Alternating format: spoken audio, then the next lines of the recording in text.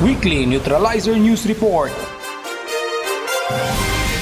Matagumpay na nagsipagtapos ang 76 na partisipante na voluntaryong sumabak sa 7 araw na training ng Kamling Banwe o Bagani Warriors Training Class 10 2023 sa tulong at suportang binigay ng lokal na pamalaan ng GLAN sa pangunguna ni Honorable Victor James B. Yap Sr., alkalde ng nasabing munisipyo, kasama ang kasundaluhan ng 73rd IB, lokal at nasyonal na mga ahensya ng gobyerno na isinagawa sa GLAN, Sarangani Province. Ideklara na kining 76 ka membro sa Bagani Warriors nga successfully nakatapos sa program of instruction sa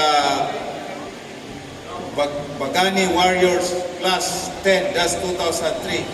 I hereby declare that this training is closed and new graduates effective today. Layunin ng nasabing programa ay upang magkaroon ng wastong pagsasanay ang Kamling Banwe na siyang magiging katuwang ng mga kapulisan at kasundaluhan sa pagpapatupad ng kahusayan at sa pagpapanatili ng kapayapaan sa lugar, partikular sa mga malalayong sityo at barangay ng nasabing munisipyo. Sa pahayag naman ni Honorable Victor James B. Yap Sr., Mayor ng GLAN, pinapurihan niya ang dedikasyon ng mga nagsipagtapos ng mga Kamling Banwe Warrior Training at dagdag pa niya na dapat magtulungan upang maipagtanggol ang mga mamamayan laban sa mga terorista, bandido at mga iligal na mga gawain sa munisipyo ng GLAN. Samantala naman sa Santa Cruz, Davao del Sur, matagumpay din na naisagawa ang isa na namang Bagani Warriors Training na nilahukan ng 45 voluntaryong partisipante mula sa iba't ibang barangay ng nasabing munisipyo.